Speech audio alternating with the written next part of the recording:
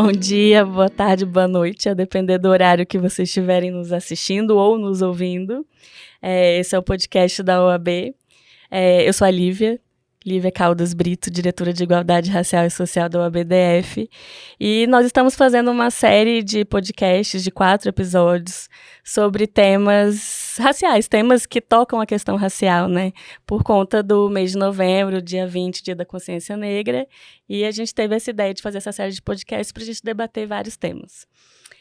O tema de hoje é o bicentenário da independência do Brasil, que aconteceu em 1822. E como estamos em 2022, em 7 de setembro, comemoramos os 200 anos da independência do Brasil. E a ideia é tratar desse assunto aí numa perspectiva, num recorte racial que não é o mais comum da gente ver por aí. Eu estou com 3 convidadas aqui hoje e eu vou pedir para elas se apresentarem. Vai você, Mavi, primeiro. Salve, Lívia, doutora Lívia, querida diretora de Igualdade Racial. Sem o doutora, por favor. Sou Maria Vitória Hernandes Lerner, advogada criminalista e advogada em direitos humanos e atualmente conselheira seccional da nossa querida OAB-DF. Obrigada pelo convite. Eu agradeço por você estar aqui hoje. Vai, Carol. Bom, eu sou Carol Caputo, uma advogada aqui também muito atuante, né, em Brasília, por uma segunda oportunidade também conselheira da nossa casa, da nossa OAB-DF, que tem feito muito. Eu já queria aproveitar também esse espaço para fazer esse registro de agradecimento por uma causa tão importante, né? A gente percebe que a OAB comprou a briga da questão da inclusão feminina, da inclusão racial, nos quadros, né, de liderança da nossa instituição, que não era visto. Então, o fato de nós estarmos aqui hoje também é um reflexo disso, então queria deixar também aí um registro sincero de agradecimento por eu poder fazer parte dessa nova história da OAB. Lívia, super obrigada, é uma honra muito grande estar aqui. Eu que me sinto prestigiada, gente, de todos vocês estarem aqui hoje, porque a gente tem que reservar um tempo na agenda, eu sei que é difícil, mas estamos aqui. Fala, Vitória. E eu sou Vitória Cavassani, sou secretária-geral da Comissão de Igualdade Racial e me sinto lisonjeada de estar na presença de vocês, mulheres fortes, potentes, e agradeço o convite. Eu que agradeço você ter topado. Obrigada mesmo. E assim, só para começar, e eu falei isso da outra vez, eu vou falar isso em todos os episódios, porque até vocês, quando eu convidei, me questionaram sobre isso, que a minha ideia aqui é que a gente discuta os assuntos com pessoas brancas também, porque eu acho que a gente, muitas vezes, já tem um letramento racial elevado aí, né? Um nível elevado de letramento. E eu acho que a gente ficar conversando entre nós, falando para nós, só porque acaba que quem escuta aí são vocês, as pessoas negras, então é pouco produtivo. Então, eu busco trazer pessoas brancas para virem conversar e para que a gente, enfim, alcance mais pessoas também, né? Para que as pessoas brancas, às vezes, se interessem, né? Porque, às vezes, né, que nem a questão feminina, às vezes tem só a mulher falando para a mulher e a gente tem que trazer um homem para conversar, para, às vezes, chamar a atenção de outros homens, né? Então, é por isso que Mavi e Carol, eu escolhi muito bem as pessoas que eu queria trazer. Então, por isso que elas estão aqui hoje para explicar para quem está assistindo a gente. E aí, já entrando no nosso tema, eu li, enfim, a minha ideia hoje até era ter uma professora de história aqui hoje, mas não consegui nenhuma para vir falar com a gente. Mas eu li e estudei bastante para a gente poder discutir. E tem um podcast, que eu até já falei dele aqui, porque eu tenho escutado ele bastante, que chama Projeto Quirino, que ele fala da história do Brasil, enfim, vários episódios, e conta essa história de uma perspectiva racial, né? E aí, ouvindo ele estava contando sobre como a manutenção da escravidão no Brasil foi também um elemento na proclamação da independência do país, né?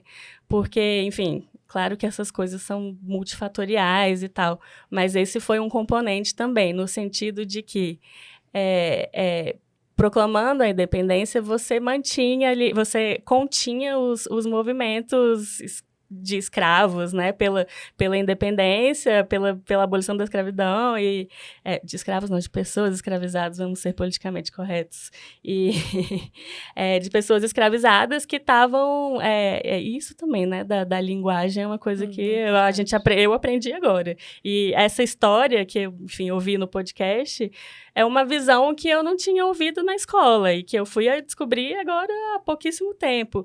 E eu pensei, poxa, faz sentido, né? Porque, e aí eles falam da Revolução do Haiti, que foi a única do mundo em que os escravos conseguiram realmente, as pessoas escravizadas conseguiram subverter essa ordem, conseguiram declarar a independência do Haiti e chegaram ao poder, né? E isso já era, enfim, já tinha acontecido, a notícia já tinha chegado ao Brasil, então realmente se chegou também nesse consenso, talvez, de que era melhor fazer uma independência combinada, concertada, e manter o status quo. Então, eu fiquei sabendo disso agora e aí estou aqui contando para vocês agora mais recentemente. Queria saber de vocês, se vocês, como é que foi essa parte de história do Brasil na escola de vocês, né? Porque eu sei que a gente tem... como se diz, tem uma lei que obriga o ensino, enfim, né? Mas, assim, não, é que nesse caso não é nem isso. Ensino, me ajuda aí, ensino da cultura. Cultura negra e afrodescendente, né? Se introduzir para a comunidade. Isso nas escolas é mais... Tenta se fazer melhor nas escolas públicas, né? Mas de você contar qual realmente é a história, não somente a história dos negros escravizados, mas você contar realmente como que foi a história da população negra para a construção do Brasil. Pois é, então, é mais do que só falar de cultura de povos originários ou de pessoas negras, mas eu acho que a gente tem que ter esse olhar menos romântico para a nossa história, né, do quadro da independência da República, mas queria saber de vocês, vocês fiquem à vontade para a gente conversar aqui, saber de vocês como que foi isso na escola para vocês. Começa você que é mais nova. Então, para mim, acho que talvez até por ser mais nova, eu consegui pegar um pouquinho, assim, não digo que consegui adquirir uma bagagem tão extensa em relação à cultura, né, como que foi a construção da sociedade brasileira, qual foi o papel da população negra para essa construção, ou onde essa população negra foi parar no pós-abolição, o que foi feito, o que foi dado de instrumento para possibilitar uma ascensão social dessa comunidade. Isso eu não vi. Eu fui descobrir isso já na faculdade, assim, por interesse próprio, não alguém que me chegou e falou, foi assim, assim, assado. Tive um professor de história na faculdade muito bom, René, até o nome dele, fazer a honra, que foi um dos que começou a abrir minha mente, assim, de... Uai, a população negra estava aqui? Onde eles estavam? Porque no meu ensino médio, no meu ensino fundamental, eu pouco vi. Ainda que tenha visto ali, vi um pouco da revolta dos malês, assim, por cima, sem saber qual era a real profundidade daquilo. Ouvi falar, mas muito brevemente, sobre a Revolução do Haiti, também na escola, mas bem breve. Acho que talvez mais voltado ali para um vestibular, para uma UNB da vida, para ver assim, vai aqui para dizer que eu não dei. Tá aqui, o currículo tá dado.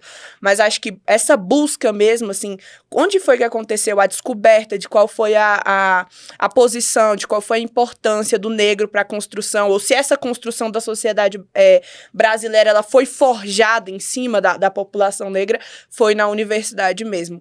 Acho que é muito... Eu acho que se você voltar a educação para essa perspectiva, você vai trazer muitos embates para dentro da sala de aula. E são embates que as pessoas não estão preparadas para ter. Elas não querem ter, né? Elas não querem ter. Fala aí, Carol. Vamos na sequência, então, né? Então, Lívia, você me faz pensar, né? Vitória também, 1 milhão de coisas. E a primeira, enfim, grande resposta que eu acho que eu tenho, assim, é que foi zero. Zero. Acho que isso nunca veio como perspectiva até a minha vida adulta. O que é absolutamente lamentável, né? E nas minhas andanças feministas, eu sou lembrada todos os dias de que ela também não anda dissociada da questão racial, porque não existe um verdadeiro feminismo, né? É uma busca por espaço sem olhar a mulher negra, porque ela é a que mais sofre todo tipo de violência, todo tipo de exclusão. Então, esse meu olhar, né, sobre a participação da população preta na história do Brasil vem junto com essa minha caminhada, com essa minha luta, com essa minha descoberta aí por novas perspectivas. E aí, já pensando aqui também o porquê que isso não veio, né, naturalmente, que é uma pena, porque na metade da população brasileira é de pessoas pretas, né? É porque os professores de histórias, aí o que eu disse, passou esse filme, né? Todos os meus professores de histórias eram homens brancos. E eu não, talvez a gente não possa culpá-los, né? Por uma perspectiva que eles tampouco tinham, né? Tivessem, assim. Eu acho que daí a importância, por exemplo, né? Da lei de cotas, de você colocar mais professores dentro das universidades para trazer essa outra atenção. Quer dizer, se aquilo toca mais a minha história, é óbvio que eu vou puxar para refletir em voz alta, né, com alunos, enfim, para haver uma troca de fato aí mais profunda sobre determinados assuntos. Mas se eles eram todos professores brancos, quer dizer, aquilo talvez não fosse algo que chamasse atenção ou que fizesse sentido. Então, a minha intimidade com esse assunto é zero, né, assim, mas não por falta hoje de vontade, quer dizer, eu acho que, na verdade, eu estou saindo do zero, né, buscando, porque eu concordo 100%, né, com o que a gente tem aí tentado reverberar na sociedade, de que não basta você ser antirracista, né, você ser contra o racismo, você tem que ser antirracista e procurar se, enfim, reaprender, reeducar, enfim, porque não é uma luta só de pessoas pretas, é uma luta de toda a sociedade. Quer dizer, quando a gente vence uma forma de preconceito, uma forma de enfim, isolamento, todos ganhamos. Né? Quer dizer, eu não quero uma sociedade racista para os meus filhos, porque se eles quiserem ter qualquer tipo de relacionamento, isso tem que ser absolutamente natural, e ainda não é. Então, até para, enfim, né, pensando assim nesse impacto que eu posso vir a ter na minha vida, eu quero já, enfim, ter isso mais bem preparado, no mínimo, no meu ambiente familiar. E estou tentando, né? Quer dizer, é uma reeducação, não é fácil, e acho que, enfim, eu estar aqui hoje é um papel de aprendizado muito grande. Eu quero mais ouvir do que falar. Mas, enfim, contribuindo aí um pouco também, acho que... Cara, mas é um aprendizado pra gente também, né? Assim, claro que pra gente é isso, nos toca mais, né? Mas é um aprendizado pra nós também, porque é isso, a gente não aprendeu na escola, a gente aprendeu, na verdade, a ver o mundo dessa perspectiva eurocentrada ou homem branco centrada, que seja. É tão interessante quando ela fala assim, porque colocando as cotas a gente consegue minimamente dar um salto dessa posição de professores de história brancos. Só que se você parar pra pensar, o professor de história, ele não traz o protagonismo negro. Se ele não traz o protagonismo negro, eu como negra aluna, eu não vou ter tanto interesse de ocupar o papel que ele ocupa, porque não é a minha história, é a história de outra pessoa. Então, quanto que essas bases são forjadas para fazer a manutenção dessa exclusão. Por mais que eu te dou instrumentos, eu não sei se esses instrumentos vão ser tão interessantes para que você ocupe essas posições.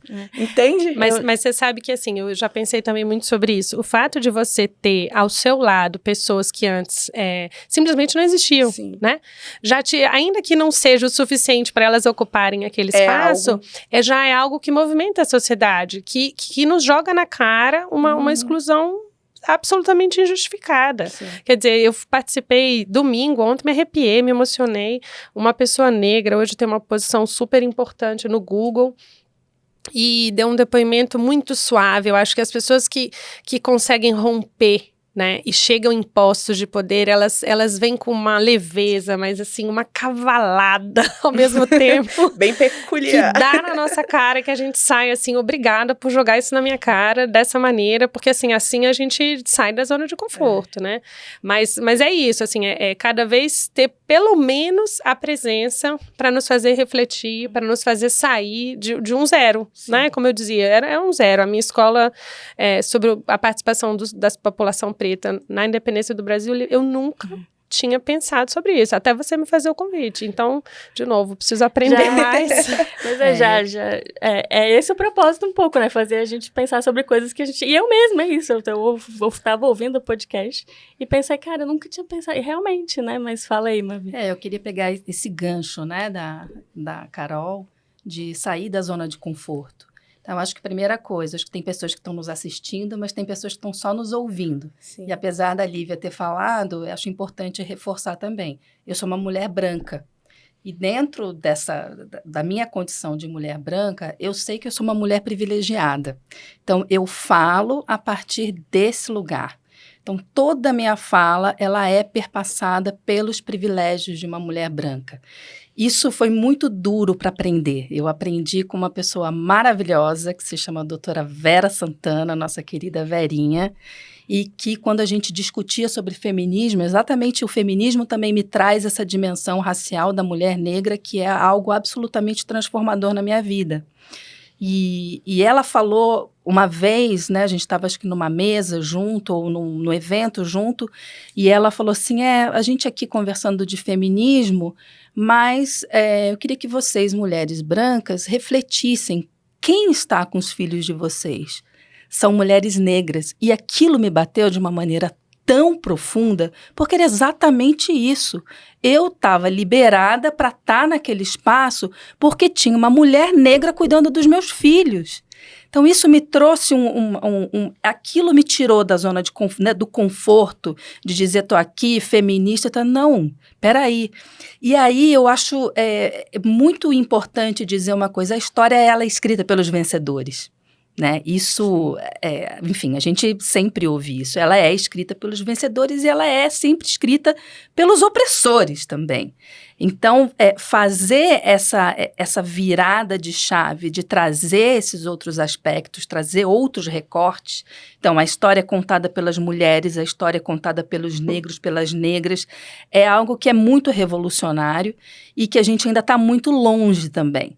Então, quando a Vitória, minha xará, fala a academia ainda não está preparada para ouvir isso, então me traz também esse alerta, né? Mas como assim? Alguém precisa estar preparado para ouvir a realidade, para ouvir um olhar, para ouvir a história contada por quem também tem a legitimidade para contar essa história? Então, é isso que a gente fala, a questão da zona de conforto. Acho muito importante, do nosso ponto de vista, do ponto de vista da branquitude, olhar esses privilégios, olhar o pacto da branquitude que a Cida Bento tão bem fala, né? E falei assim, bom, e é incrível como quando a gente coloca o dedo na ferida, nós, brancos, a gente age como crianças mimadas. Então, coloca um negro ou uma negra para falar, você está sendo racista. Eu? Racista? Imagina, que é isso? Como que eu estou sendo racista? Eu estou aqui do lado de você, da sua luta, eu estou aqui por você também. E aí isso já traz um desconforto e tal. Então, assim, o que eu acredito que cabe a gente, como brancos, é a gente olhar para os nossos privilégios e ver em que medida nós estamos preparados para abrir mão desses privilégios. E isso a gente ainda avançou muito pouco, muito pouco. Bom, você vai falando e eu vou pensando várias coisas. A gente fica inteiro. A primeira delas é sobre, você tocou num ponto que eu acho que é importante, assim, eu gosto de falar sobre lugar de fala. Porque esse conceito foi distorcido de um modo que parece que assim, então eu não posso falar porque eu sou branca, então eu não posso falar desse assunto. E não é isso. E quando a Djamila fala de lugar de fala, não é disso que ela está falando. A gente está falando justamente disso, de você reconhecer que o seu lugar de fala é esse, reconhecer, sou uma mulher branca, tenho privilégios por isso e reconheço que a minha fala vai ser perpassada por isso. Então, acho que é isso, pronto, é apenas isso. É porque se faz uma confusão com isso, que é isso, que parece que a gente não pode debater esse assunto com todo mundo, e é o que a Carol falou, a gente tem que, isso e eu costumo falar, num país em que mais da metade da população é negra, não existe desenvolvimento deixando essas pessoas para trás. Não existe, a gente não vai chegar e aí eu estou usando o argumento econômico aí, né? Porque, enfim, toda uma discussão sobre isso. Então, não tá. Então, vamos falar de dinheiro, de economia? Você não vai chegar numa sociedade desenvolvida se essas pessoas não se desenvolverem também. A gente está falando de mais da metade de um país.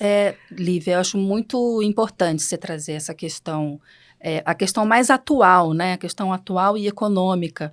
E uma das situações assim, que me mobilizam muito internamente, eu já conversei isso também com outras pessoas, é como nos últimos anos em que a gente teve governos progressistas, né? E que eu sou totalmente acoplada a isso, enfim, meu DNA está dentro desses governos que são mais progressistas, a gente, lamentavelmente, não conseguiu combater o genocídio da juventude negra.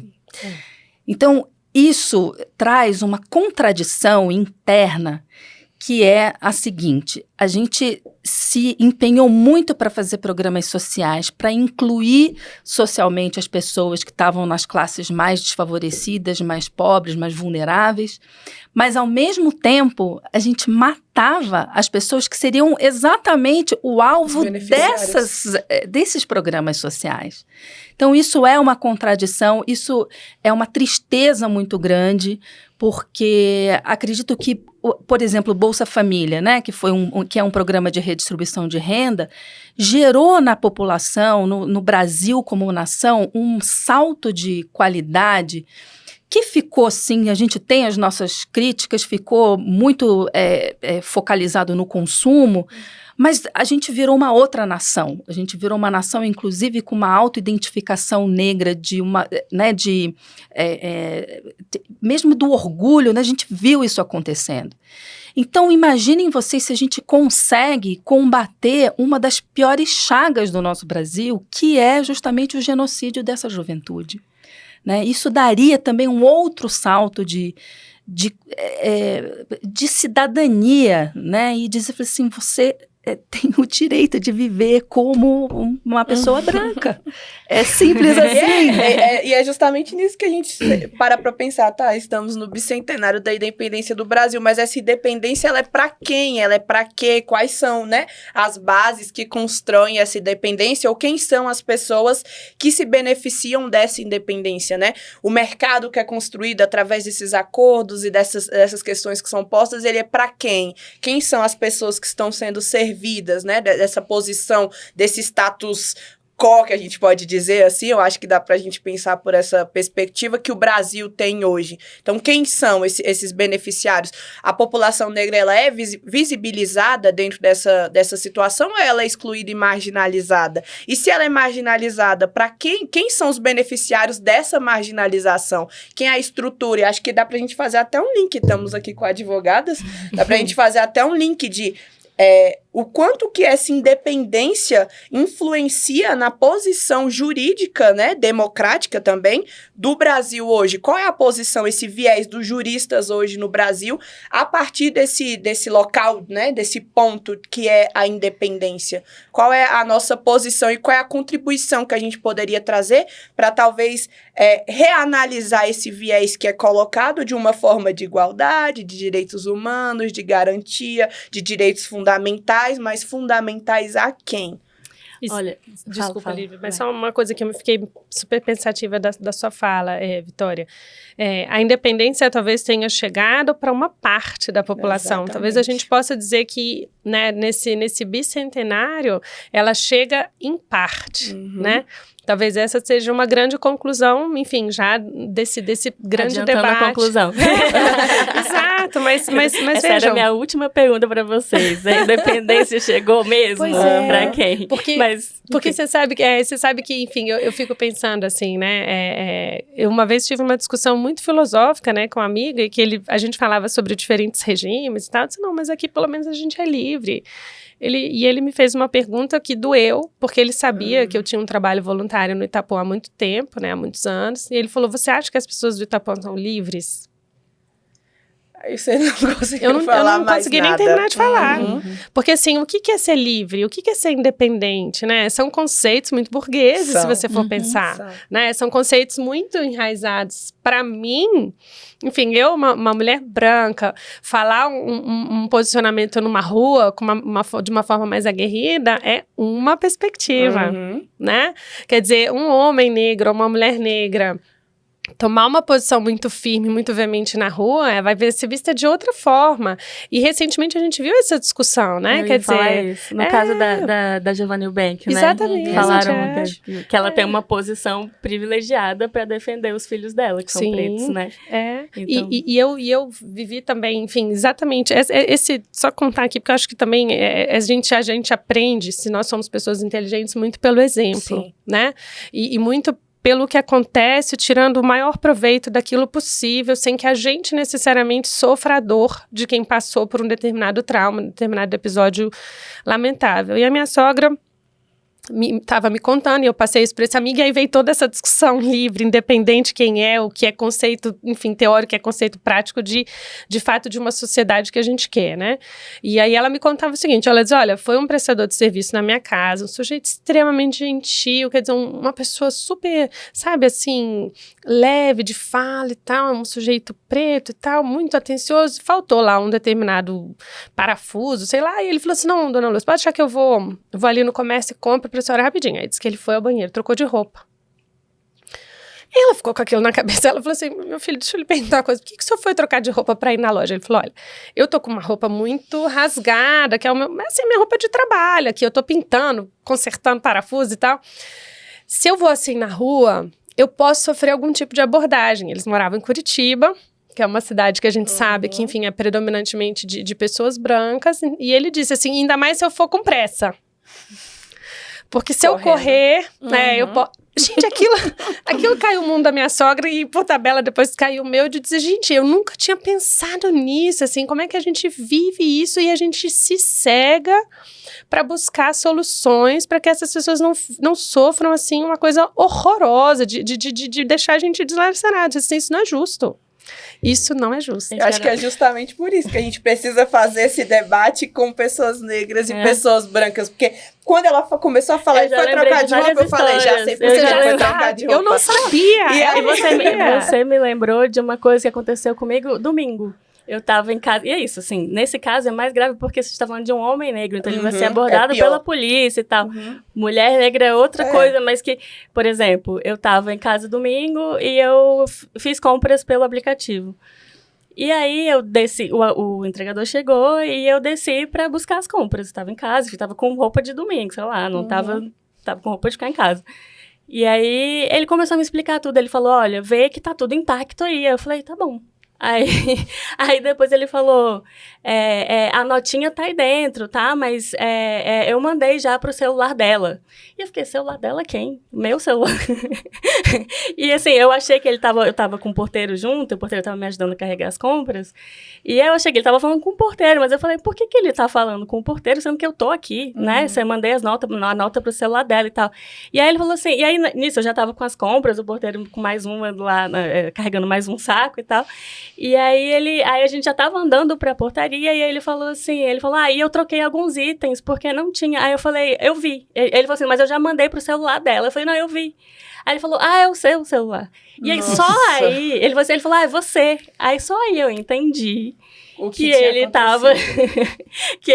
ele achou que eu fosse a empregada do apartamento, que eu tinha descido dela, a empregada dela, o celular é dela, tudo pra ela. Que assim, enfim, né, no demérito nenhum ser uma empregada doméstica, mas no caso, ele não conseguiu ligar o fato de que eu morava ali, de que eu estava buscando as compras da minha própria casa. A negra como empregada doméstica, sempre. E é isso, assim, eu vou falar o quê também, porque assim, acho que às vezes a gente pode até ter uma postura de embate, até estava vendo isso, que acontece também com frequência, que acho que você vai saber, de você estar numa loja. E alguma pessoa branca, normalmente, achar que você trabalha ali. Por mais que você esteja com a roupa normal. Os atendentes, às vezes, estão uniformizados. Você não está com uma roupa nem parecida com o uniforme. E as pessoas falam com você como se você trabalhasse ali. E sabe o que eu aprendi? Então, mas é isso que eu ia falar. Falei. Não, então fala. Que é você devolver a pergunta. Exato. Que é falar, tipo, não trabalha aqui. Você trabalha aqui? Porque aí isso já deixa a pessoa desarmada do tipo... É um espelho. É um espelho. Mas você sabe o que é muito chocante para mim? É como que essas questões, elas são absolutamente, sei lá, centenárias e elas só começam a ser visibilizadas agora. Mas... Isso é muito chocante e, assim, é muito chocante do ponto de vista, inclusive, como é que é a saúde mental do negro e da negra. vivenciando isso uma vida inteira, uma das coisas assim que mais, né, no ponto da dilaceração, uma das coisas que para mim me chocou muito foi, eu não sei se vocês conhecem a Júlia Rocha, aquela médica negra, ela tem demais, ela é maravilhosa. E aí, uma vez ela escreveu assim, falou assim, olha, eu sempre falo pro meu marido para ele não esquecer de andar com óculos. Óculos. Coloca o óculos, meu amor, não deixa de sair com óculos de grau, porque o óculos dá uma sensação dele ser intelectual. Então, não deixa de sair com óculos. Então, o nível de preocupação, de antecipação de violências que a pessoa sabe que vai sofrer, é um negócio que como que isso impacta a saúde mental, física. Uma outra questão que também que me deixa absolutamente desconcertada é a mulher negra tem não sei quantas vezes mais chance de sofrer violência obstétrica no momento do parto. Falei, por quê? Isso é bizarro. Por quê? Isso é bizarro. Isso ela é vista como uma mulher forte, né? Normalmente. Exatamente. Não, mas essa mulher, ela tem menos direito à anestesia, a analgesia, a métodos de analgesia. É um negócio desconcertante pra gente, e é desconcertante pra gente que a gente só saiba disso agora.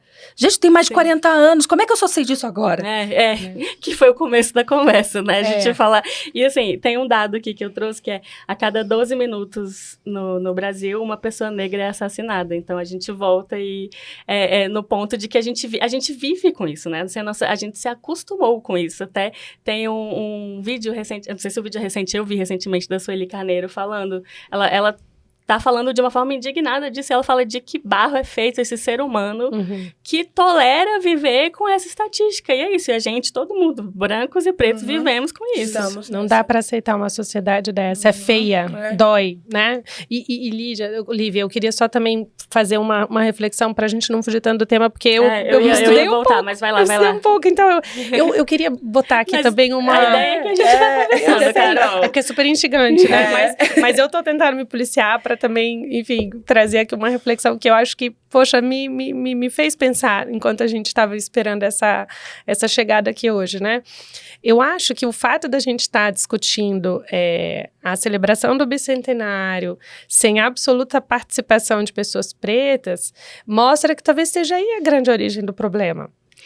A gente, durante muitos anos, não estudou a participação. Essas pessoas sendo isso que eu ia falar. Elas participaram. Não, então, a gente não estudou. Sabe, A gente não estudou. Então, se a gente não sabe que essas pessoas participaram, significa dizer que a gente simplesmente aceitou de alguma maneira, ou foi imposto isso, assim, enfim, por quem contou a história, né? Mavi falou isso de uma maneira muito certa. Que essas pessoas, enfim, não tiveram protagonismo. Pessoas que não têm protagonismo, que são invisíveis, elas vivem à margem da sociedade. Então, talvez esteja aí, né, essa grande origem, né, do porquê que a gente não reviu isso antes, do porquê que a gente não deu a devida importância a essas pessoas antes, porquê que a gente está demorando tanto para trazer luzes, né, a um protagonismo que, poxa, fez toda a diferença na história do meu país, do nosso país, né? Então, acho que se a gente se propuser aí, numa maneira acelerada, né, a fazer um revisionismo histórico, né, quer dizer, a dar a devida importância para as pessoas que de fato merecem, enfim, talvez... como uma consequência aí também muito natural, essas pessoas sejam mais bem vistas, né? É isso, assim, e se é mais bem vista, quer dizer, eu não vou ter pré-julgamentos que são equivocados, quer dizer, eu vou ter também um cuidado, nossa, essa pessoa participa, tem essa importância, eu não posso, né, simplesmente, enfim, desprezar essa pessoa de largada. O que é isso, sabe? Sim. Eu acho que talvez, sabendo a origem, né, para todo tratamento médico, a gente sabe que a gente precisa ter o diagnóstico, né, para assim introduzir aí o nosso remédio em doses que façam sentido para não matar o paciente. Eu acho que tem muita gente que vai precisar de um mata-leão mesmo, um choque de realidade, né? Enfim, aí bruto, mas para outras a gente possa dar aí essas pílulas com uma certa, enfim, regularidade. Não, e assim, voltando pro tema como você fez, tudo bem que, enfim, no fim das contas, a nossa independência foi realmente algo que foi acordado ali, mas isso não significa que não teve guerras e batalhas no país, né? E a Vitória tocou no ponto da Revolta dos Malês, que foi protagonizada por pessoas pretas na Bahia. Então, por que a gente não está estudando a gente, no fim das contas, a gente não estuda quando o protagonismo é negro, a gente não estuda ou isso não é falado, isso não é levado. Então, a gente tem que, na verdade, é isso, só trazer para a superfície o que já está na história, só que está escondido, e eu concordo com você quando você fala que acho que as cotas tiveram um impacto bom nisso, né? Um impacto positivo no sentido de que essas pessoas estão na academia e elas estão produzindo conhecimento. E aí você produz conhecimento a partir da sua perspectiva, muitas vezes, né? A gente estava aqui estudando há anos, estudando a perspectiva do homem branco, e agora a gente tem outras perspectivas. As pessoas estão produzindo conhecimento e a gente está podendo estudar e, enfim, né, chegar numa discussão aqui para falar disso. E aí, até indo para o nosso próximo ponto, que é justamente, que, enfim, tem a ver com... É tudo muito... tudo se liga, né? Mas, assim, então, tivemos a independência do país, a escravidão se manteve. E aí, depois, mais lá na frente, a gente teve a abolição da escravidão em 1888 e a Declaração da República em 1889. E isso também está um pouco consertadinho. Ele foi, né, acho que... Como muitas coisas no Brasil. A gente vai dando um jeitinho nas coisas e depois a bomba estoura. Então, assim, essa bomba, ela não estoura porque ela está estourando há muito tempo, mas a gente... né? Matando uma pessoa a cada 12 minutos, mas a gente precisa desativar essa bomba. Então, e aí... Fundamos a República, não temos mais pessoas escravizadas no Brasil. E aí, como é que a gente... De quem forma essa República, né? Onde foram parar essas pessoas invisíveis, que não estavam lá na independência e que, enfim, foram liberadas agora? Gente, quando falo em pós-abolição, só vem Carolina de Jesus na minha cabeça. Não tem outra pessoa para mim. Falou... Pós-abolição, Conta, Carolina. mas fala quem é Carolina de Jesus, porque a maioria das pessoas não sabe. Até porque quando a gente fez uma discussão dentro da Comissão de Igualdade Racial, foi até a Lívia que foi a protagonista dessa nossa discussão, sobre o livro Quarto de Despejo. Não sei se vocês já tiveram a oportunidade bendita de ler, sobre Carolina de Jesus, e tipo, onde vocês ouviram falar, onde vocês conheceram? Na faculdade, na pós-graduação, no mestrado. Não, no doutorado. Como assim? Carolina Maria de Jesus não tá sendo... Eu conheci na vida adulta mesmo, assim, né? Porque é isso, a gente vai tendo contato com outras pessoas negras e isso vai chegando. E eu tô falando para você explicar justamente porque nesse dia que eu tava lendo...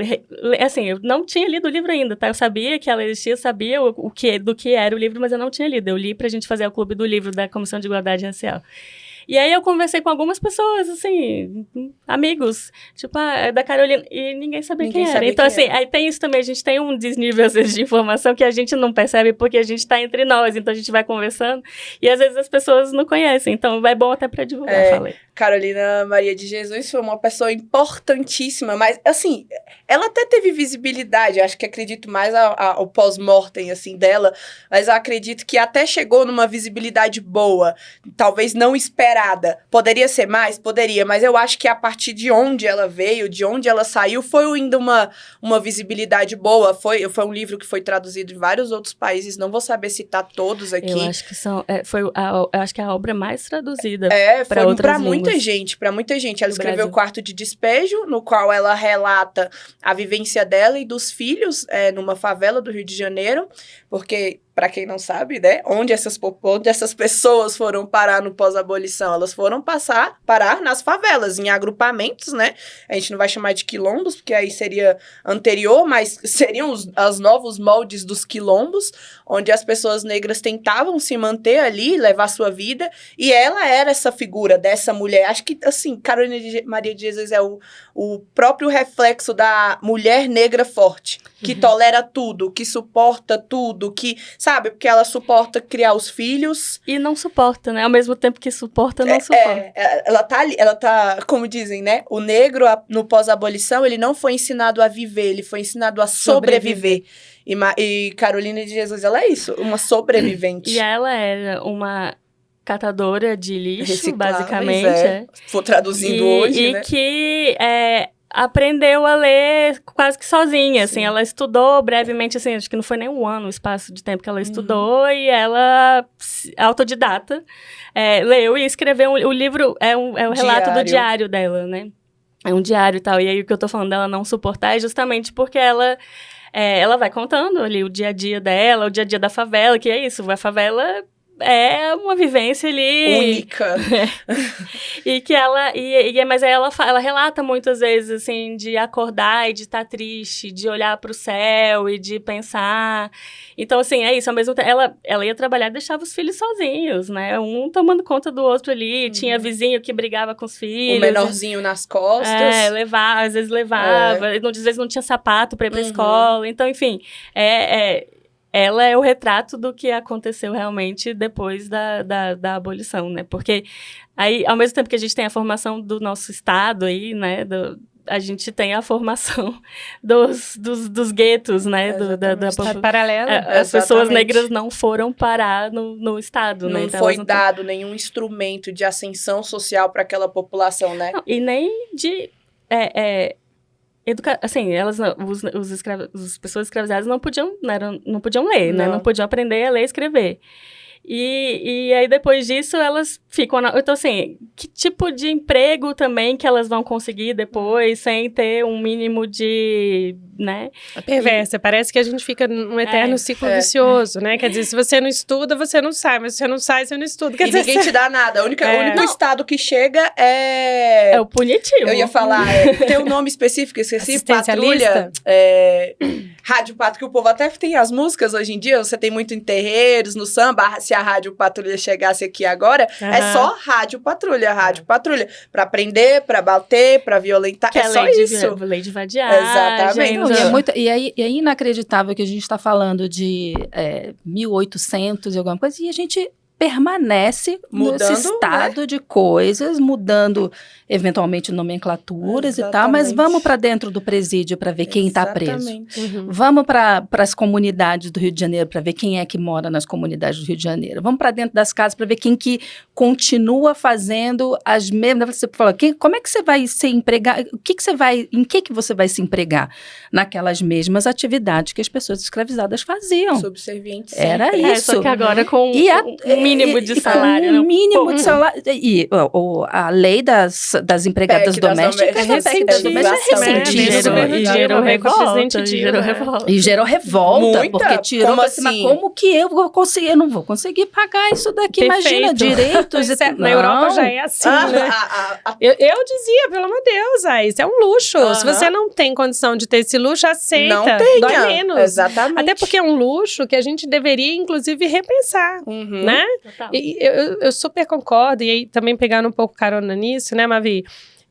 Eu também queria colocar aqui o seguinte, além da questão da PEC, do PL, né, das empregadas domésticas, a gente teve uma pequena, grande revolução na iniciativa privada, que foi quando, por exemplo, a Luísa Trajano ofereceu lá o trainee só para negros. Nossa! Gente, era quase que dar na cara de um ser humano de dizer que aquilo era racismo inverso. Racismo reverso, exatamente. Essa pérola que a branquitude consegue criar, o racismo reverso. Mavi, pensa assim, se de fato, né, e eu lembro que na época, assim, a gente, enfim, dentro dos escritórios de advocacia também tem que fazer o dever de casa, né?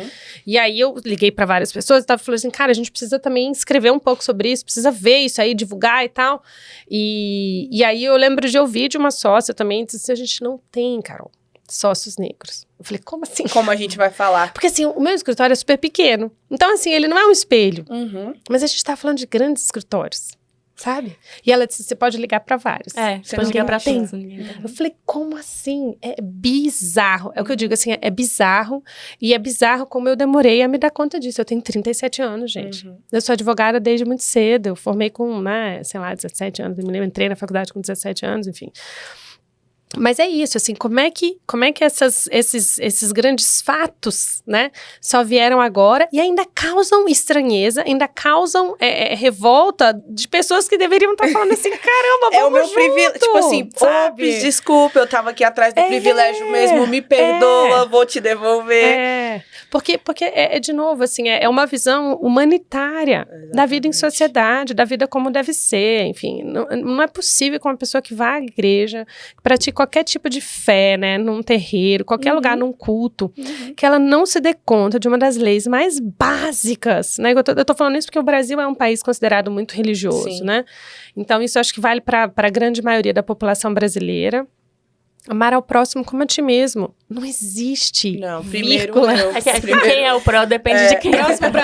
Não existe essa regra máxima de humanização que vem por meio das religiões, que é tão presente no nosso país, ela não tem curva. Ela não tem... É isso. E aí, assim, eu tô dizendo, como é que uma regra básica, tão óbvia, tão ordinária do ponto de vista de estar ali, né, na nossa, né, no nosso seio social há tanto tempo, as pessoas não olham que, gente, é isso, pelo amor de Deus, o próximo são esses, sabe? Jesus, quando veio, não ficava falando com as pessoas bonitas já prontas, era com os marginalizados. É igual Cadê o Jesus hoje? Ele estaria onde, né? A gente fez essa reflexão hoje. É igual quando a Mavi fala, né? Porque hoje, há um tempo ela falou isso, e eu fiquei aqui na minha cabeça, eu queria puxar esse gancho e não tinha conseguido ainda. Ela falou, porque eu tô aqui hoje nesse espaço podendo aprender porque meus filhos estão com uma mulher negra, né? Não necessariamente os seus, mas essa reflexão foi feita, né? Os filhos de vocês estão com quem? E aí a gente não para pensar, e os filhos da mulher negra, com quem estão? Muitas das vezes na mão do Estado, sendo punidos, né? E os maridos? Aí quando a gente vai falar, por que a mulher negra precisa ser tão forte, trabalhar tanto? Porque na maioria das vezes, o seu parceiro, ele não tá lá, porque ele tá dentro do presídio. Mas ele tá lá porque ele fez alguma coisa. Sim, não é essa a discussão. A discussão é por que em grande medida existem mais parceiros de mulheres negras que, na maioria das vezes, são homens negros, porque quando os homens brancos, a gente pode voltar até para uma análise da escravidão, quando os homens brancos estão conosco, não é para estar conosco, mas para restar ali um pouco conosco, e após ele vai partir. Porque a busca dele é por uma busca de uma mulher branca. O espelho do homem branco é uma mulher branca. Poucas vezes o espelho do homem branco vai ser uma mulher negra. Uma mulher negra não leva um homem branco à ascensão. Agora, uma mulher branca pode sim levar um homem negro à ascensão. Então, assim, a gente não para fazer essa reflexão. Onde estão os maridos dessas mulheres, muitas das vezes encarcerados, e os filhos delas sobram na mão do Estado para fazer a mesma, repetir o ciclo do pai que está preso, enquanto os meus filhos, como mulher branca, né? No caso, no exemplo, enquanto os meus filhos, como mulher branca, vão estar protegidos e indo à escola, perpetuando a educação que eu, mulher negra, estou ajudando a mãe dele branca a dar. E você sabe o que também é muito perverso? Mesmo sendo protegidos, amados, às vezes mais do que por nós. Sim, né? Sim. Porque a gente sabe que uma mulher, quando se enfia aí no mercado de trabalho, a gente sofre muito uma culpa. Que nasce com toda mãe, que é a culpa de você conciliar 1 milhão de tarefas e a maternidade. Ser múltipla. E mesmo esses filhos, né, sendo muitas vezes protegidos e criados por mulheres pretas, eles não tiram esse véu do racismo. Não.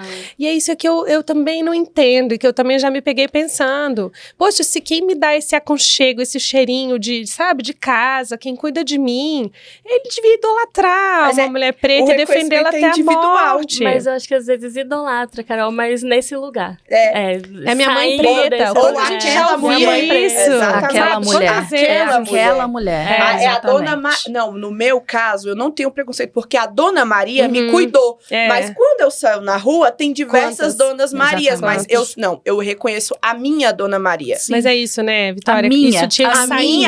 é minha propriedade. É minha. A minha Dona Maria.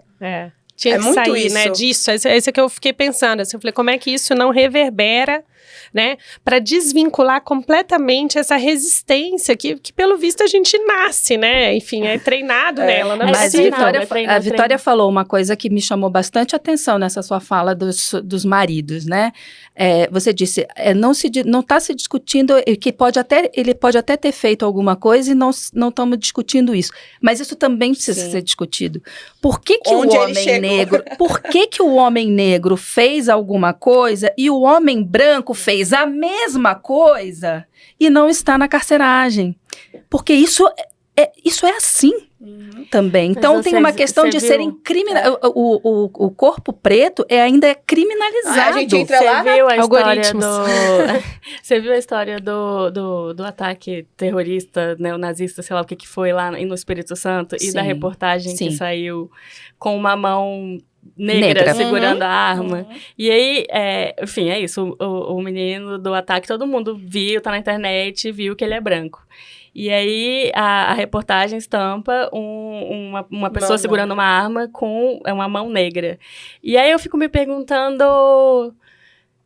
É porque, pra mim, isso já deveria ser primário e básico. Então, eu fico me perguntando, assim... Eu fico assim, é de propósito, será? Porque não é possível que isso passou por uma redação... Seja um descuido, do né? olhar.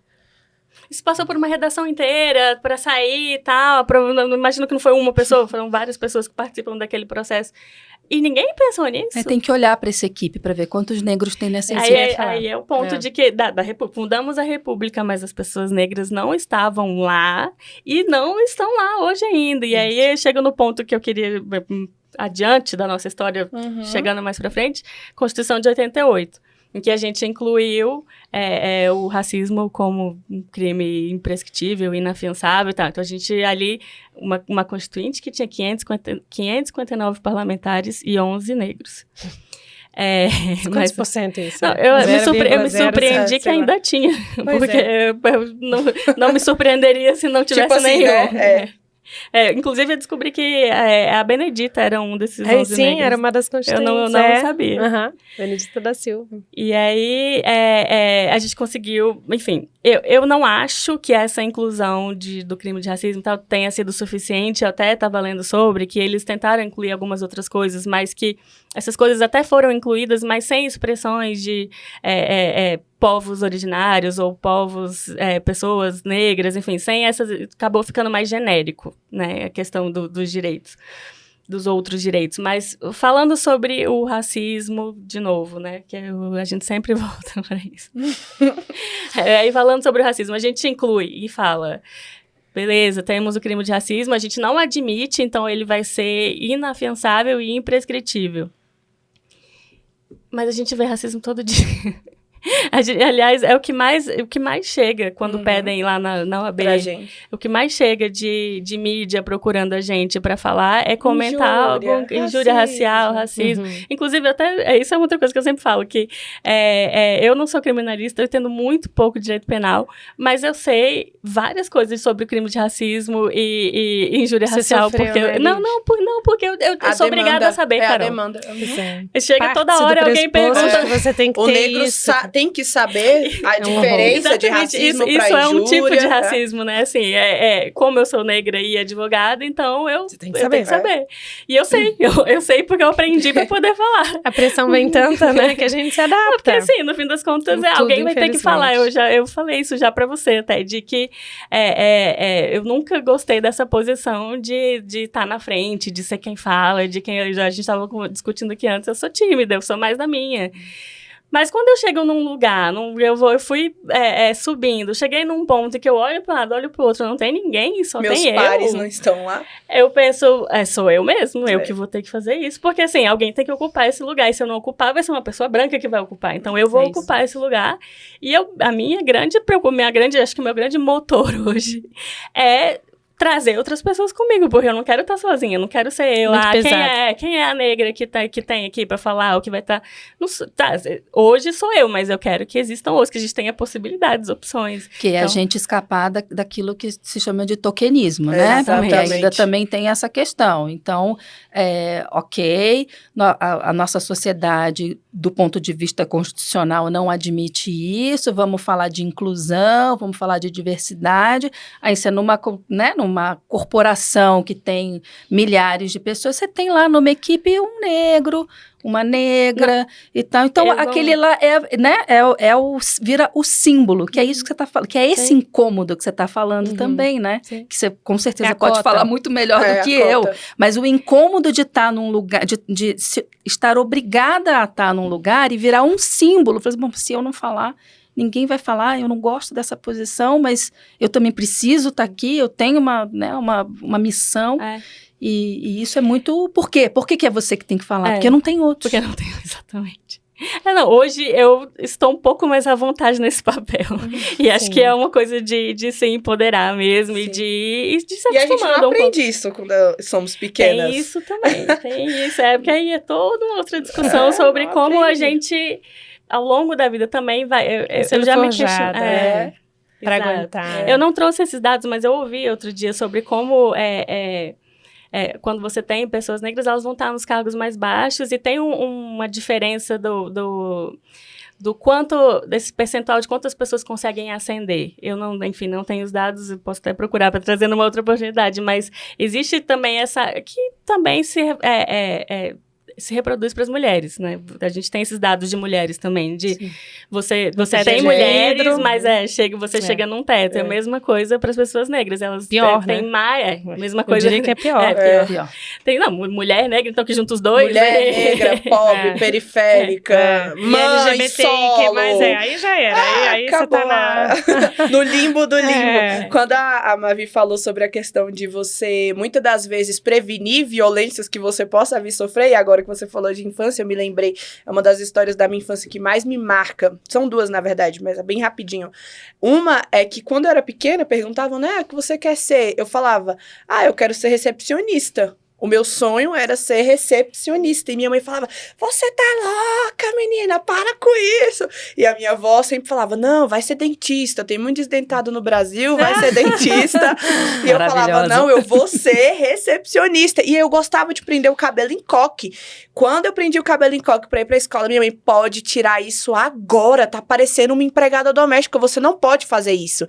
E na época eu ficava, tipo... Qual o problema de eu parecer uma empregada? Tipo, o que a empregada doméstica tem que... Eu não entendia muitas das vezes isso. E eu ficava, tá. Só que no fundo, era minha mãe me protegendo de uma violência, de um olhar estereotipado que já existia pra mim, ainda que eu não soubesse. Essas crianças são puras. E outra história, assim, também, ligada a cabelo... Quando eu ia pra escola, eu sempre ia com o cabelo solto, e já era esse cabelo aqui. E aí, eu voltava sempre o cabelo preso. E aquilo nunca... a moça da van, né, que eu ia de van pra escola, tive esse privilégio. Falava, não, prende o cabelo, porque tá muito alto, tá muito armado. E às vezes até os outros menininhos, né, já zoando, falando. E aí, hoje em dia, sempre quando eu chego em casa, eu prendo o cabelo. Eu chego em casa e eu prendo o cabelo. E um dia desses, eu parei pra refletir, eu falei, cara, por que eu prendo o cabelo? Aí eu parei pra pensar, eu falei, não, quando eu prendo o cabelo, geralmente, é porque realmente ele tá bem volumoso. Mas por que eu prendo o cabelo? E aí eu voltei lá atrás e foi tipo um boom na minha cabeça, eu falei, caraca! Aí agora eu fico me policiando, eu chego Solta em casa, solta esse cabelo. e aí eu tô lá, prende o cabelo, você tá com calor? Não tô com calor não, vou com o cabelo solto. Mas É a negação da sua própria imagem, muitas das vezes. Não, até isso, é isso, né, assim, antes de a gente começar a gravar, uma vez você falou da gente querer ter só o que as pessoas brancas têm, né? A gente, o caso do Magazine Luiza, né, Do trainee, Luiza né? Trajano, me fugiu o nome da Luiza Trajano. Parece que a gente quer algo a mais, mas a gente quer só o que as pessoas brancas já têm. tem. E a coisa do cabelo é uma coisa que, assim, é só o seu cabelo, mas a gente teve que aprender a viver. Eu tive que aprender Eu a também, viver eu passei com meu acho que cabelo. uns 8, 9 anos, acho que quando eu tava com 6, minha avó começou a alisar meu cabelo, que ela não aguentava mais de ter que ir na escola, brigar com o professor, e o professor muitas das vezes, não é nem que, vamos inocentar o professor, porque muitas das vezes tem ali um pinguinho de má vontade de proteger e de ensinar e de mostrar que isso aqui é um cabelo, sabe? Então, acho que cansada, ela falou, não, vamos começar a alisar esse cabelo. E eu lá com uns 15 anos, já saindo do ensino médio, foi que caraca, isso aqui não é meu cabelo. Preciso do meu cabelo e resgatar toda essa identidade dentro da faculdade. Me descobrir como mulher preta. Você se descobriu como... Eu me descobri na faculdade. Eu também. Eu me descobri na faculdade, escrevendo meu TCC. Antes, né? Antes de... o que você vai escrever de TCC? Eu falei, caraca, eu sou uma mulher preta nessa universidade elitizada. O que eu tô fazendo aqui? Eu preciso contribuir de alguma forma para trazer os meus, que ficaram lá atrás. Então, assim, nesse momento, eu falei, caraca, eu sou uma mulher preta. E a gente falando, né, de universidade elitizada, a gente aprende a mesma lei, a mesma Constituição. E sofisticadíssima do ponto de vista de proteção dos direitos humanos, né, enfim, trazer um olhar, inclusive, de outros instrumentos protetivos. Quer dizer, a Constituição, ela não diz assim, olha, os seus direitos estão resguardados só aqui. Acabou. Então, em convênios, não, convenções internacionais, tratados internacionais, tragam tudo que for protetivo para o meu país. Serve, vai valer. Né? Então, assim, do ponto de vista de beleza, a nossa Constituição de 88 é linda. Mesmo tendo sido feita majoritariamente por homens brancos, ela é muito bonita. Sim. Mas a gente percebe que ela não ecoa como deveria. E aí, a mesma lei que a gente estuda, né, quer dizer assim, não traz o impacto efetivo para a sociedade, por quê? E aí, enfim, também forjando já esse raciocínio, né, de por que uma Constituição que protege tanto, né, a Lívia falou, mas tem racismo todo dia, se é inafiançável, imprescritível, cadê essas pessoas punidas, presas ou sendo processadas? Eu acho que a cultura, né, precisa, mais do que leis, a gente precisa da cultura, né, desse olhar diferenciado, desse aprendizado mesmo, para se reeducar, para se reinventar enquanto sociedade, para aí sim essas leis só virarem um temperamento, um controle de excesso, sabe? E aí a gente volta pro professor de história, né? Não, tá tudo ligado. E esse podcast também, se a gente for pensar, né? Eu acho que pode virar um pouco dessa caminhada também. Sim. Quer dizer, eu nunca tinha participado de um debate desse, quer dizer, que bom que chegou, né? Que bom que chegou, porque eu acho que, de alguma maneira, eu, né, nesse microsistema, micro importância, me forço a aprender, me forço a ouvir, quer dizer, me forço a me integrar nessa luta de vez mesmo, né? Porque, como eu falei, assim, eu me policio, mas eu sempre vejo que não é o suficiente. Essa porrada que eu levei no domingo, eu tô dizendo, eu tô dormindo com ela. Eu precisava levar mais, sabe? É isso que eu acho que também eu tento... Carol, eu acho que o que a gente precisa é de mais gente disposta a levar porrada. Porque a gente tem que chegar nas pessoas, né? Então, assim, a gente tá conversando, então você tá disposta a ouvir, só por isso você levou a porrada. Mas tem gente que não tá. E eu também não consigo entender por que não tá. Porque é isso, assim, a gente tá falando aqui da história do nosso país, coisas que todo mundo é muita gente, mas falando do nosso sistema aqui, do sistema OAB, de advogados, né? Tô falando de advogados. Que são pessoas que, enfim, fizeram estudaram. Curso superior, pelo menos, né? Então, são pessoas que, em tese, deveriam, ou que tiveram acesso ao estudo de história, né? E a gente ainda assim não consegue ter um consenso sobre o mínimo, muitas vezes. Porque é isso, a Mabi está falando sobre governos progressistas e tal. Eu acho que essas questões que a gente está discutindo aqui não deveriam ser questões de governos progressistas, deveriam ser questões de governo mínimo.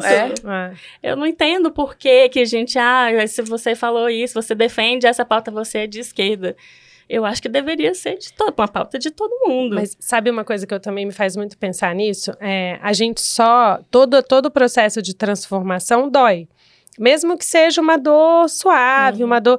Porque a mudança, normalmente, ela te toca. Te tira dessa zona de conforto, ela te transforma e normalmente tem essa dor de, nossa, eu deixei algo para trás. Ainda que seja sob essa perspectiva de apego, né? Mas todo o processo, então, se é verdade que todo processo de mudança, de transformação, ele tem uma dor, é porque as pessoas talvez não estejam dispostas a assumir, né? E a dor, para mim, pode ser uma... E a dor para essas pessoas que estão tão cegas, tão idiotizadas, eu diria, vai ser tão forte que talvez elas enfim, precisa, como eu falei, de um tranco e, enfim, paciência, né? A gente não tem que esperar que elas estejam preparadas, porque eu acho que, enfim, é isso. A dor talvez seja tão grande que elas nunca estarão. Né? Mas a gente precisa... Eu acho que a Mavi falou de machucar, de pessoas mimadas. No fim das contas, porque quando a gente fala que a sociedade é racista, que é aquele... Sempre citam esse estudo, que quando perguntam para as pessoas, sei lá, 90 e tantos % das pessoas, o Brasil é um país racista? Sim. Então, 90 e tantos % das pessoas falam que sim. Você é racista? Não. Então, assim, onde tá? Você é os 10%, né? Então, é isso. As pessoas sabem que a sociedade é racista, mas aí quando você fala do racismo concreto, do que acontece todo dia... Dói assumir isso. Você assumir que você é racista, né? E aí é uma coisa... Aí a resposta já é tipo, não, mas eu, racista, não. Somos. Mas porque é isso, é feio, mas no fim das contas, às vezes E tá tudo bem. Pelo menos a gente tem que aceitar pra começar essa mudança. Mas você sabe por quê? Pode É o falar. que ela ia falar. Você sabe por quê que, se a gente parar para analisar assim mais profundamente, eu sou a pessoa da polêmica, que dentro da proclamação, do grito, da independência do Brasil, não se existe explicitamente nada sobre os negros, porque é de lá que se começa, até antes, mas assim, se eu fosse marcar colocar um marco temporal, colocaria ali, é lá que se começa a construção de uma falácia de democracia racial. Então, se eu não falo, não tem nada. Então, eu tenho a partir daqui, eu libertei todo mundo, tenho uma igualdade, tenho uma independência para todos que estão aqui dentro desse Brasil. Então, já tenho uma democracia racial. Todas as raças que estão aqui, elas convivem bem. Só que é tão profundo o nosso racismo estrutural, e é isso, assim, de você não querer enxergar as microagressões, porque a gente tem o racismo estrutural, a gente tem o racismo como um todo, o projeto de racismo, o genocídio da população negra, mas eu também tenho as microagressões, como essa que te deixou tão tocada. E às vezes assumir o pequeno, da microagressão já é um passo, ai meu Deus, eu tenho que assumir o meu privilégio, de que eu posso... Você para pra pensar, assim, eu não sei se você já fez essa observação, mas eu já fiz. Eu nasci numa cidade satélite bem, não tão rica aqui no DF, e quando eu ia no shopping, quando a gente ia ao shopping, né, tinha essa oportunidade de ir ao shopping, que não era sempre, a gente ia sempre totalmente arrumado. E assim, até hoje, se você for analisar, sei lá, eu vou colocar Taguatinga Shopping, mas não que eu esteja dizendo que Taguatinga é um local que só tem miserabilidade. Você pode observar que tem pessoas que vão no shopping, inclusive de salto alto, aos finais de semana. Vai no Iguatemi. Repara como as pessoas andam no Iguatemi de chinelo, blusa de time ou aquelas dry fit, bermudinha, e é isso. E a galera com muita grana. Então, por que, né, essa inversão, né, de eu tenho que mostrar que eu tô apresentável, que eu tenho dinheiro, que eu posso pagar por essa... Moça, eu posso pagar por essa bolsa que eu estou olhando. Enquanto o cara, ele não tá nem aí se você vai achar que ele pode pagar, que ele não pode, Porque vai achar, né? Vai achar que pode pagar já. Ele tá lá, então, assim... Ele não precisa se tocar dessas pequenas sutilezas que nós temos. Tipo, eu paro pra pensar, meu Deus, mas se eu for assim, se eu for assado, que hoje ainda, eu prometo, hoje ainda eu paro pra pensar. Um tempo atrás fui fazer uma audiência trabalhista, que nem minha área, eu fui pra substituir um colega, e eu tava com trança nessa época. Eu tinha feito uma trança, porque eu falei, eu não vou ter audiência no próximo mês, então vou ficar com prometo, vou ficar com trança nesse próximo mês. E era uma trança roxa e tinha um degradê branco. Falei, cara, se eu for pra um juizado desse jeito, ou for pra uma audiência comum, os caras vão me olhar já com uma cara diferente. E aí meu amigo, por favor, me socorre. Eu falei, caraca, eu tô de trança. Aí eu, não vou tirar, eu vou sim. Tipo, é quem eu sou. E cheguei lá, foi nítido pra mim, e era um outro advogado, branco e homem. Foi nítido pra mim, assim, tipo, aí eu queria fazer uma pergunta, o juiz indeferido. Aí o cara queria fazer a mesma pergunta. Pode fazer, doutor, prossiga. E eu, caraca, eu vou continuar aqui, sabe por quê? Porque esse é o meu lugar, eu estudei pra estar aqui, eu sou advogada, você vai indeferir tudo que eu... Não tem problema, sirva-se ao seu prazer de homem arrogante, prepotente, juiz, siga. E eu vou continuar aqui com a minha trança roxa com branca, o senhor indeferindo as minhas perguntas. Foi tão, assim, descarado que teve uma hora que eu perguntei, qual era o horário de funcionamento da loja? Ele indeferido. Ele já respondeu isso antes. Aí o juiz, aí passou um tempo, outro advogado. Não, mas só para entender, vamos recapitular aqui. Qual é o horário de funcionamento? Ele pode responder.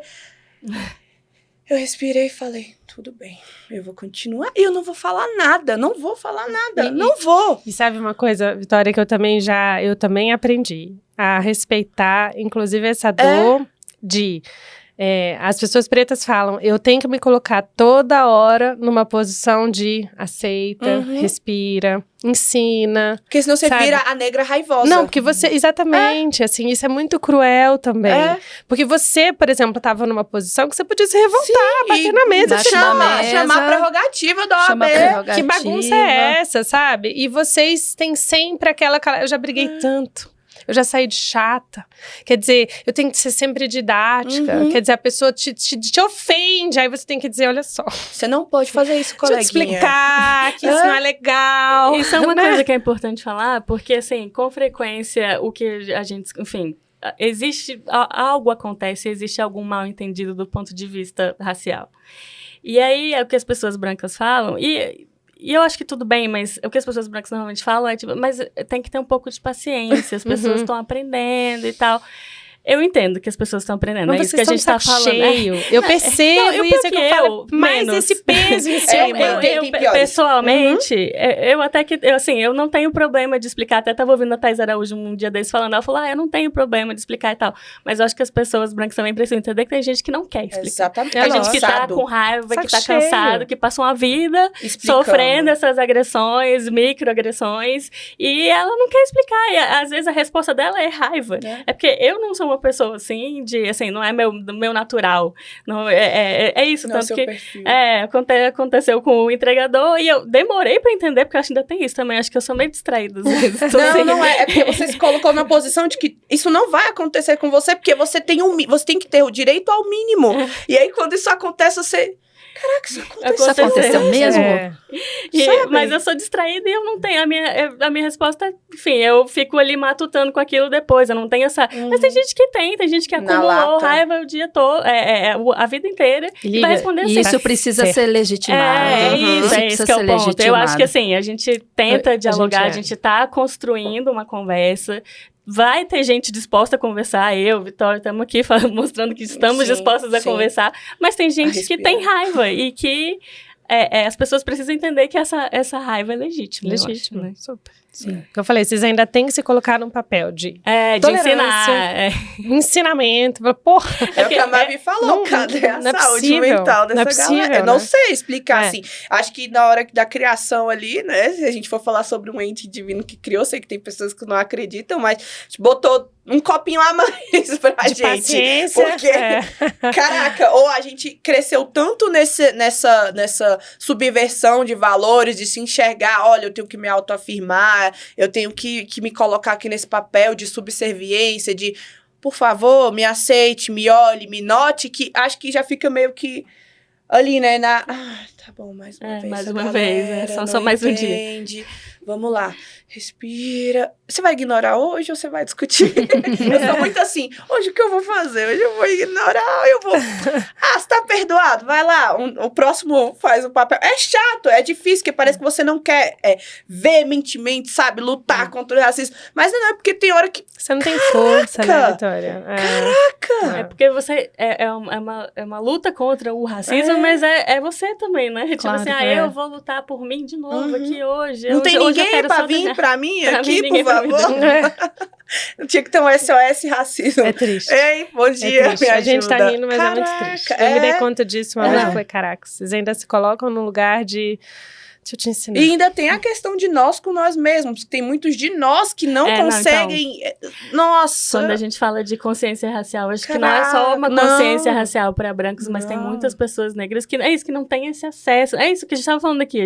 Eu fui me entender como uma mulher negra na faculdade. Então, assim, e tem a ver também com a nossa passabilidade social, de ter a pele mais clara. Sim, tem pessoas que não têm esse... Elas vão entender que elas são negras muito cedo.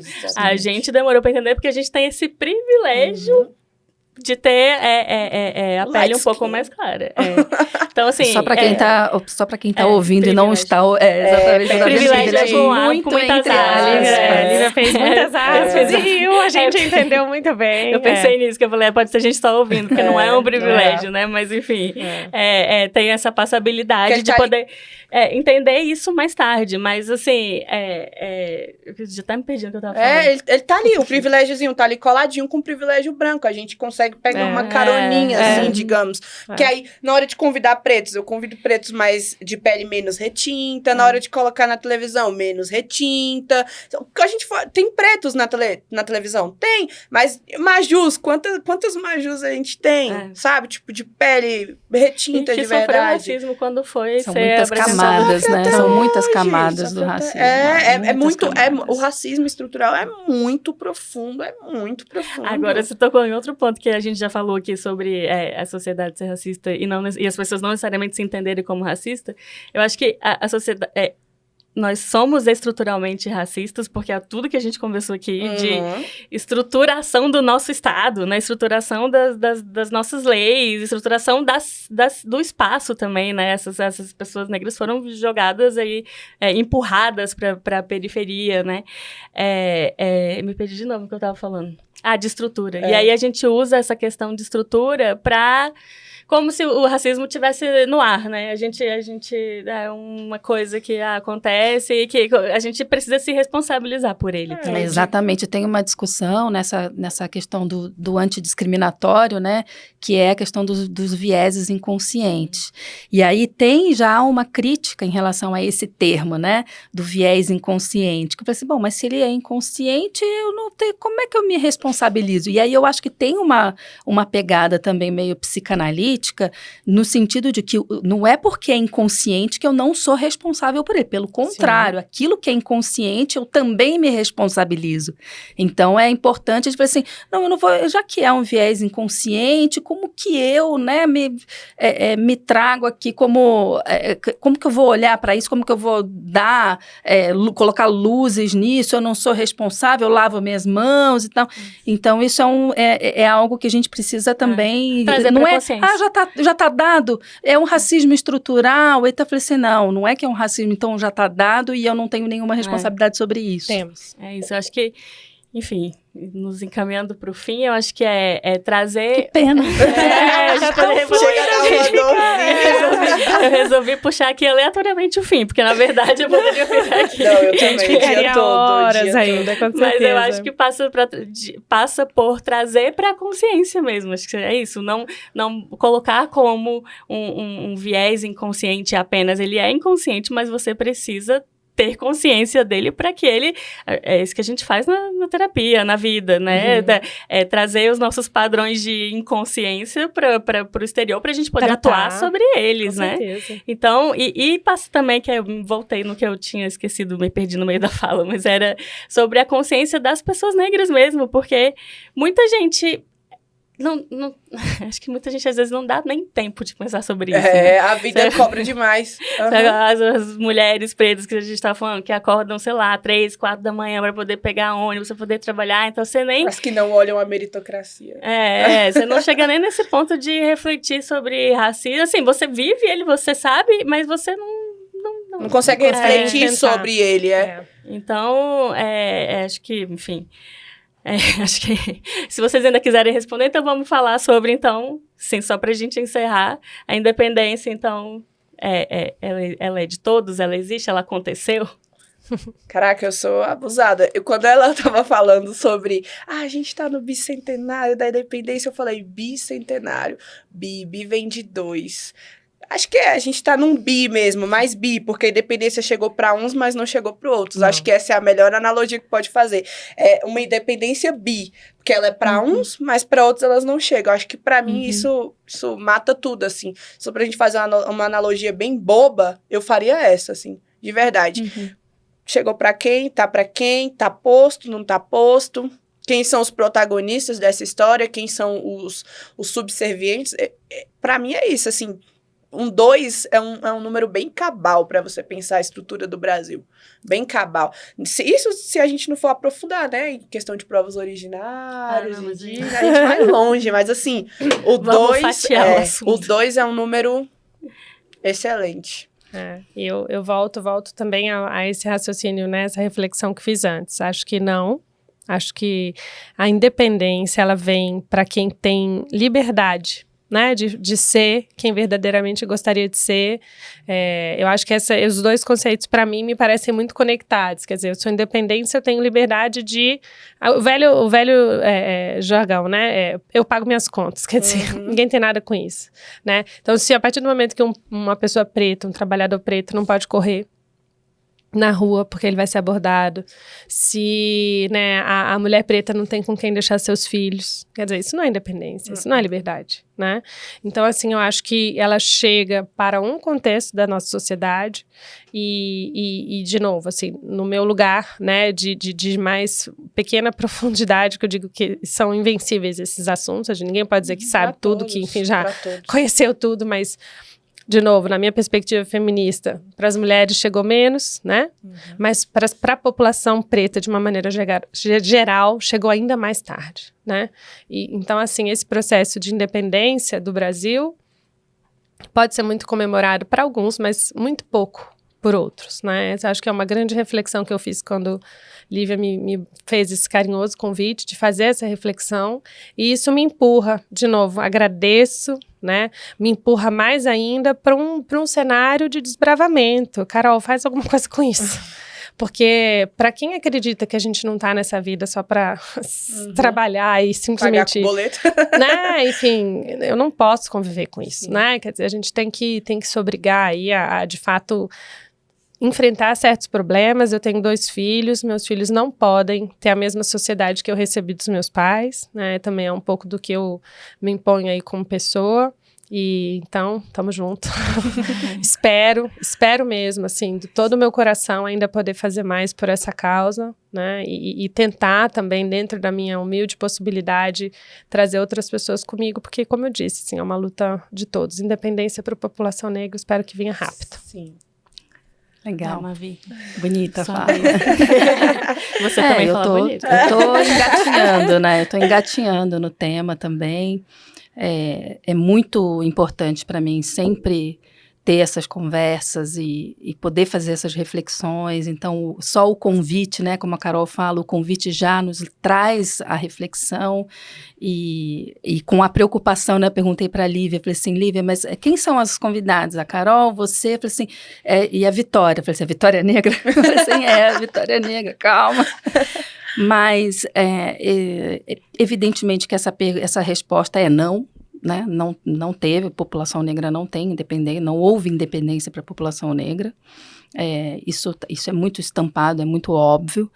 E acho que essa independência, né, ainda está longe também de acontecer. Acho que tem alguns mecanismos, alguns instrumentos, algumas ferramentas interessantes. Então, por exemplo, da mesma forma que a gente teve uma Comissão Nacional da Verdade para discutir a questão da ditadura militar, os mortos e desaparecidos políticos, acho que cabe uma reflexão sobre a questão da escravidão negra, fazer uma comissão da verdade da escravidão negra, o que aconteceu com essa população quando veio a independência e a abolição. Então, esse é um tema muito, assim como também do genocídio indígena, né? Então, acho que a sociedade brasileira ainda tem muitas dívidas, né, dessa reflexão, da verdade, né, da história.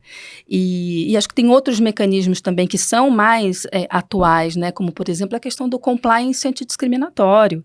Então, a gente hoje fala muito de compliance, né, a gente fala muito de ESG, então está muito na ordem do dia a questão da sustentabilidade e tal. Empresas sendo obrigadas a fazer, né, a ter compliance, anticorrupção, vamos falar de compliance antidiscriminatório, tem que ter compliance antidiscriminatório nas empresas, nos nossos escritórios de advocacia. Carol disse, mas por que não tem negro no escritório de advocacia? Eu falei assim, porque não tem negro também no banco das faculdades, então também não tem negro lá nos cursinhos, no ensino médio. Então, acho que tem toda uma possibilidade, né, de trazer a luz para essa reflexão e mecanismos efetivos, né, porque também a gente discute, a gente sai daqui com 1000 questionamentos, mas e na prática, né, na vida real, assim, o que a gente pode de fato fazer? Então, acho que esses são alguns mecanismos possíveis. Eu acho que a OAB, principalmente do Distrito Federal, vai muito bem, está indo muito bem no tema, né? Tem uma diretora de igualdade racial e social que é incrível, que está avançando no tema, mas ainda é muito pouco, né? Ainda é muito pouco. Eu arrisco dizer que talvez a independência chegue no dia que não seja incômodo para mim, uma mulher negra, sair do meu lugar e dar espaço para mim, mulher branca, olha, gente, para mim, mulher branca, sair do meu lugar e dar o meu espaço para uma mulher negra. Quando isso for naturalizado, aí talvez a gente possa começar a falar de independência. Sim. Eu não vou falar mais nada. Vou só falar, na verdade, que você falou de compliance antidiscriminatória, e eu tenho estudado muito isso, tenho pensado muito sobre isso, porque justamente enfim, minha cabeça não para quanto a esses assuntos. E tenho pensado muito no que a gente pode fazer, né? O que dá para fazer na prática, porque a gente também, eu acho que a gente tem que discutir, é importante que essas discussões sejam levadas para mais gente. mas além de tudo, o que dá para fazer? E aí eu tenho pensado sobre porque você falou de ESG, né? Então, é sustentabilidade. E quando você pensa em desenvolvimento sustentável, que foi o que eu falei aqui antes, não tem desenvolvimento sustentável Marginalizando. Com pessoas marginalizadas. Então, tenho pensado muito sobre como... porque é uma mudança... Quando você fala de compliance, com relação a compliance de anticorrupção, você está falando de uma mudança de cultura. Então, eu penso muito sobre como a gente faz essa mudança de cultura, porque você falou, Carol, sobre... As leis estão suficientes. As leis agora, né? É mudar a cultura. Então, a gente precisa fazer essa mudança de cultura e eu penso muito nesse papel das empresas, dos escritórios. Acho que a gente tem um papel nisso. Não dá para a gente também só delegar para o Estado. Claro que o Estado tem a função dele, que é bem relevante nesse sentido. Mas, enfim, enquanto a gente não está lá no Estado determinando o que vai ser feito, acho que a gente precisa pensar um pouco nessas mudanças de cultura que talvez venham de dentro para fora. Se você pensar que pode ser que elas venham de dentro desses espaços privados para a sociedade. Então, enfim, eu tenho estudado sobre isso porque tenho pensado muito sobre. Não lembrar da gente apenas no novembro, né? Claro. E não, sabe uma reflexão? Apenas em novembro. Tô pensando se a própria OAB, a gente... Porque, assim, buscando esses caminhos, né? Que Mavi falou super bem, Lívia falou, tô refletindo, trabalhando nisso. A gente precisa ir para as escolas também. Sim, a gente tem um projeto dentro da comissão. Mas tem que ampliar. ampliar. Comissão de igualdade racial a gente tem. Tem que ampliar. Por exemplo, eu tô lá na Comissão de Assuntos Constitucionais. Não sabia. Chega, a gente tem. Sabe? Mas eu acho que... Então, vamos cutucar, vamos constranger as outras pessoas. Nem que, sabe, Lívia, vamos ampliar. Eu sou a favor. Pois eu tenho essa coisa de, se já tem, então, um projeto rodando, vamos pegar braço, sabe? Vamos convidar outras comissões a fazerem parte, porque às vezes a gente precisa de tempo para ir, para falar, para mostrar. Nem que seja para fazer volume e para que outras pessoas, por exemplo, brancas que estão na escola, me vejam de, olha, tá do lado de uma pessoa preta brigando por isso, com certeza. Sabe? Então, acho que essa identificação, esse espelho de que a gente também falou muito aqui, né? Quer dizer, você também trabalha aqui, quer dizer, é um pouco esse papel que nos cabe agora. Então, assim, eu acho que seria só introduzir essa reflexão. Se já tem um projeto de escola, eu acho que é excelente, né? A gente ampliar isso, amplificar isso. Acho também. E a Mavi falou de comissão da memória, eu já pensei num trabalho conjunto também. A gente tem comissão da memória, como é o nome? Comissão da Memória e da Verdade. Na OAB, na nossa seccional tem essa comissão. Exato. E na OAB Federal também tem uma comissão específica sobre a verdade. Eu sei que tem. Conheci a presidente dessa comissão, mas a gente poderia fazer um projeto conjunto na OABDF. Sim, podia. Junto com a comissão de Não inventa roda, soma esforços. Sim, né? sim. Então pronto, já saímos com 2 projetos. Deveres de casa, devidamente Meu presidente, tô chegando.